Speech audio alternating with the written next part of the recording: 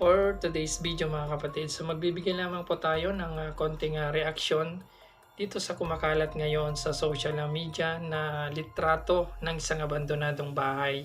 So siguro dumaan na rin ito sa inyong newsfeed at isa ka rin doon sa nahiwagaan kung ano nga ba itong haunted house na ito. Ano ang kwento sa likod ng abandonadong bahay na ito. So without further ado ay atin pong sinaliksik at atin pong napag-alaman na ito palang bahay na ito ay ginamit lamang po para sa isang video na kung saan sinasabing dito naganap yung krimen, dahil yung video po na yon ay talagang hindi mo masisikmura kasi yun po ay talagang parang nakikita mo lamang po sa mga horror movie, pero hindi pa naman po authenticate kung ito po ay totoo.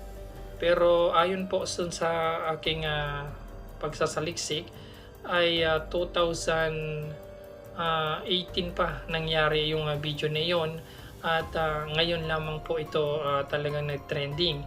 At dito nga po iniugnay po yung pangyayaring iyon dito sa bahay na ito. Dito daw naganap yung nangyari doon sa video, pero kung titignan po natin yung itsura ng bahay ay hindi naman siya kalakihan, pero doon sa movie kasi video pala ay napakaluwang po ng loob, at hindi talaga ito yung bahay doon po sa video. Hindi po natin pwedeng i-play yung naturang video kasi po ay sensitibo at ipinagbabawal po dito sa YouTube yung mga ganong karahasan.